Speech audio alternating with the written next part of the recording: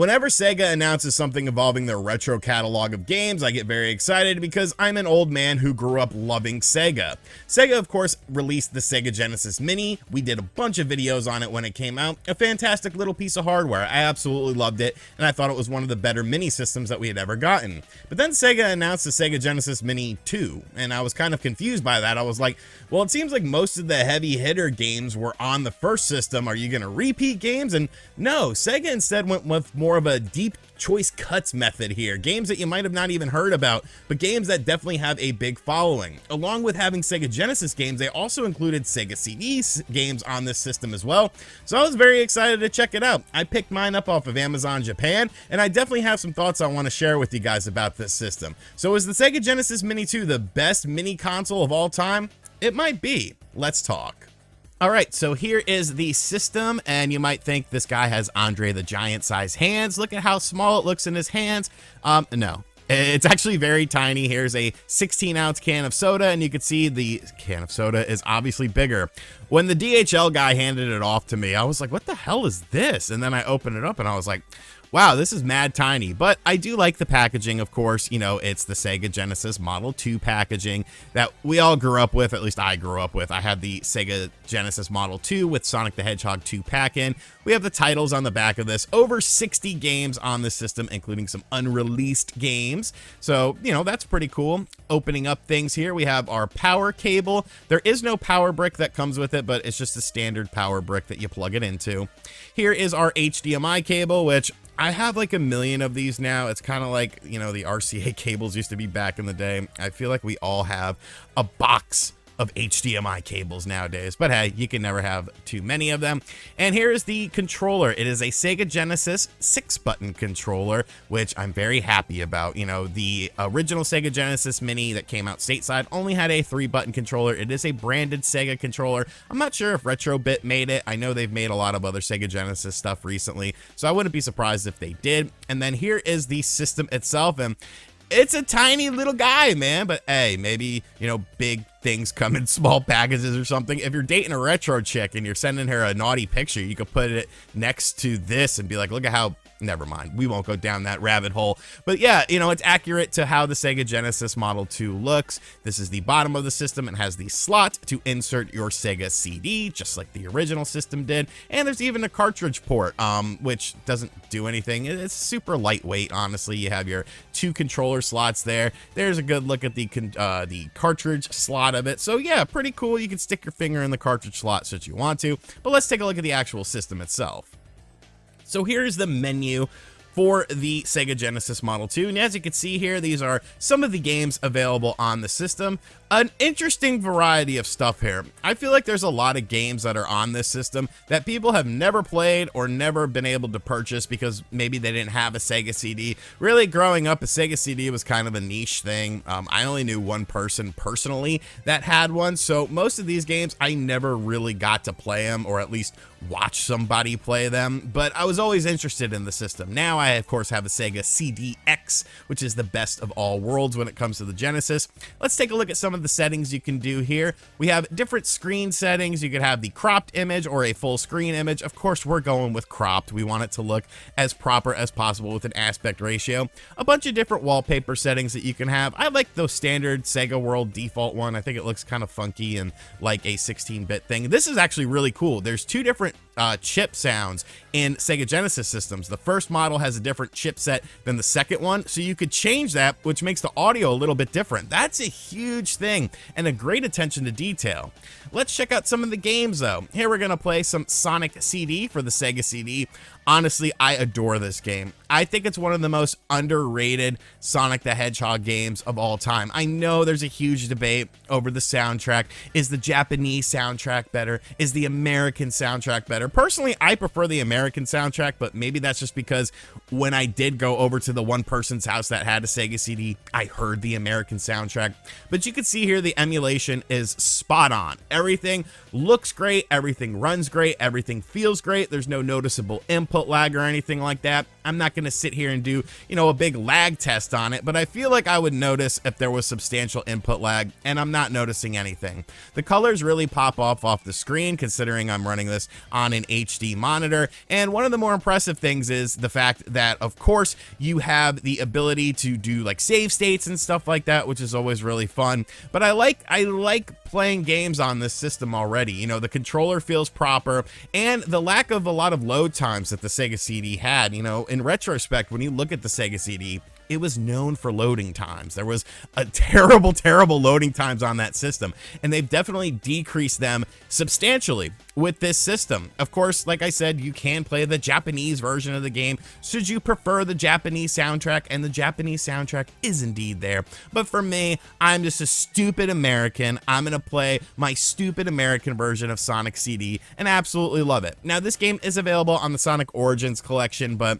if you played the Sonic Origins collection, it's not the greatest thing in the world, so I think it's much better on the Sega Genesis Mini too. But definitely happy to see Sega CD games on this system. We'll check out a few more as the video goes along, but now I want to check out something else, something that will kind of put the controller through its paces, because yes, it does have a traditional 6-button controller, but what about that D-pad? So let's go with some Super Street Fighter 2, the Final Challengers. Of course, I think this is a really fun version of the game. You know, yeah, the audio's kind of meh, you know, the backgrounds aren't as fancy as something like the 3DO is, but you know what? That D-pad feels rock solid. And you're watching this video and you're like, oh, RGT's gonna get beat. He's really gonna upload a video of him getting beat by the computer, and you must think I'm foolish. I simply wanted the computer to get a little confidence going so that I could destroy the lovely Cammy with those lovely thighs. But yes, honestly, the 6-button layout is obviously the preferred method for a lot of people when it comes to the Sega Genesis, and this controller feels phenomenal. I'm pretty sure that Retrobit probably supplied the controller. I mean, they do release official Sega Genesis controllers in the modern era, but whoever made this controller, they did a bang up job. The D-pad feels excellent, just like the original Sega Genesis 6-button controller. I could pull off all my moves, I could look fancy, I could throw some combos on Cammy, and I could put her in the ground as well, which is where she belongs. Alright, so we gotta check out some FMV stuff on this system as well, because Sega CD was known for a full motion video. It was a big freaking thing for some reason. Here's a little Sewer Shark. Now, I'm not gonna actually play this game, because Sewer Shark is really just a quick time event. These are the original quick time event games. You just press the corresponding button on the screen. However, I think the video quality, it's not as bad as the original Sega CD playing it on a CRT TV. I can't really say definitively if this is a spruced up image quality or if it's just kind of upscaled a little bit, but it does look okay. You know, you could see the characters, you could see the people that are, why does everyone yell at you in this game? They treat you like you're the worst person in the world because you're simply filling the job of somebody who got killed while doing Sewer Shark stuff. Like, I don't know, I hate this game. I think Sewer Shark sucks, but there's people that like it, so if you're one of those people, hey, congratulations, good for you. Oh, Virtua Racing with the Sega SVP chip. Now, there's still Sega clone consoles out there and FPGA consoles that do not play Virtua Racing, because Virtua Racing, of course, had the Sega SVP chip, which allowed Sega to put polygons on the Sega Genesis. This game came out at a $100 price point back in the day. Michael Malazzo had a copy of this game because he lived on the lake. I lived in a crappy apartment, but I would go over to Malazzo's house and I would play Virtua Racing and I would play Bill Walsh College Football 94. But most of my time was spent with Virtua Racing, so it's fantastic to see this game on here. Everyone always talks about, oh, look at Star Fox. Star Fox was so advanced. No, Virtua Racing is light years beyond Star Fox in terms of 16-bit capabilities. It's a shame that they didn't do more with the Sega SVP chip, because if you get the complete Sega 32X guide available on Amazon right now, you would know that Virtua Fighter and Daytona USA were also planned with the Sega SVP chip, because we cover that in the book. But yes, this game runs brilliantly. I think the big goofy polygons are a charm of this game. I think that's a really cool thing. You know, I think this time frame of polygons was something really neat. So I know it's definitely not everyone's cup of tea, but it is my cup of tea, and I don't even like tea. So I'm gonna drink a big cup of this tea and enjoy the beauty of virtual racing on the Sega Genesis Mini 2. So far, I'm pleasantly surprised with this system. Everything is working the way I want it to work. Everything looks and sounds the way I want it to sound. So let's take a look at the menus though once again, because of course you have different regions available on this system.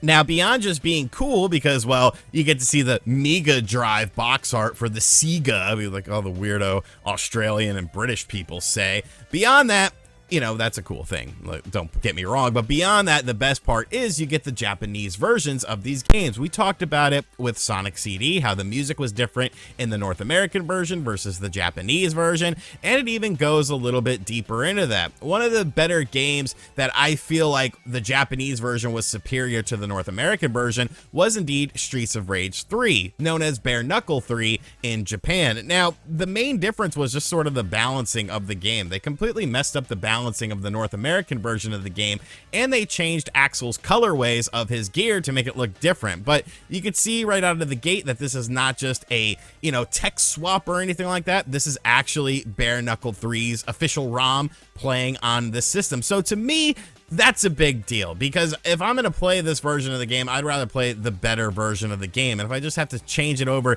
to a different language, like, I'm not playing Streets of Rage for the story mode, like, call me crazy. I'm playing for the graphics. I'm playing for the Yuzo Koshiro music. I am playing for the tight gameplay. So I was pleasantly surprised to see that Bare Knuckle 3 was on this system along with Streets of Rage 3. You know, if you have nostalgia growing up playing the original Streets of Rage 3, then that's cool. You can play it. But for the real men, the real people who want to experience this game on the Genesis, we're going to play the Mega Drive version of this game because, I mean, it's the better version of the game, but still a really underrated game in my opinion.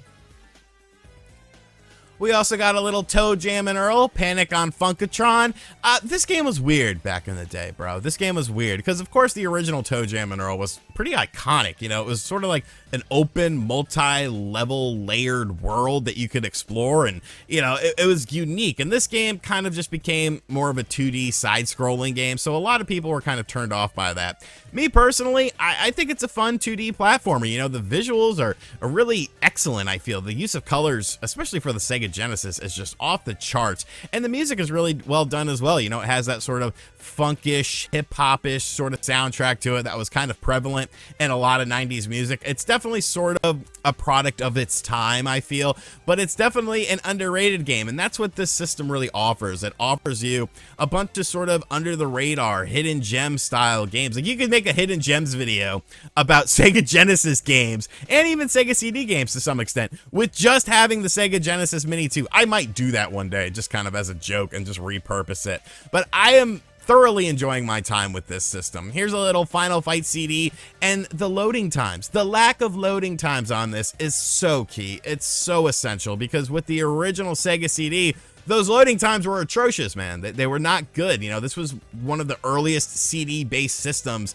It might have been the first CD-based system in North America, as far as I know. I can't really think of anything else that came out beforehand. So, you know, everyone was learning. They were learning how to make games onto a disc, what you should do. Should you do full motion video? And somehow it ended up becoming kind of the standard, but I'm pleasantly surprised with this system. I think it's very, very solid. So we're going to go ahead and play a little more Final Fight, and then we're going to wrap things up, because, you know, I think this is a very interesting and unique system. I sort of posed the question at the start, could this be the best mini system that we've ever gotten? And after spending a good bit of time with this system, I think I've finally come to that conclusion.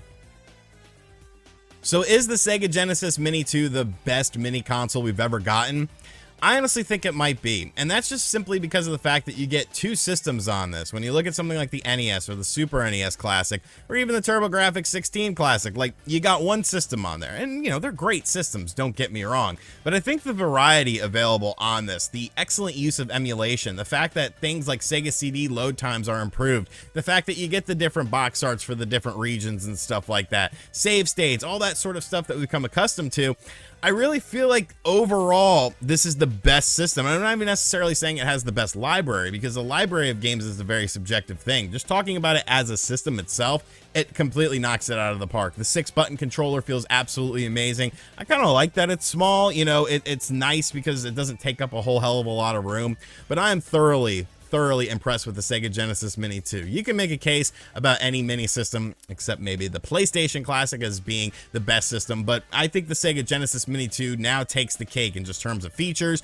overall use, and just how the games run and look and play. It's a fantastic little system, and I'm very glad I bought it. You know, obviously I'm a Sega fanboy, so I'm going to be a bit biased, and there's going to be people in the comments, "Well, you just buy a Raspberry Pi and emulate." Like, shut up. We're not talking about that. We're talking about this product here. We're not talking about another product here. Maybe one day I will talk about a Raspberry Pi. We are simply talking about the Genesis Mini 2 and why it is great. So let me know in the comment section down below if you plan on picking up this system, because you should if you're a Sega fan. And as always, guys, thank you for checking out this video. If you are new to the channel, welcome. Be sure to hit that subscribe button. Be sure to like, comment, and share the video around to your friends and your family and even strangers, because strangers should know about the greatness of Sega. And as always, I'll catch you guys on the next video. Later.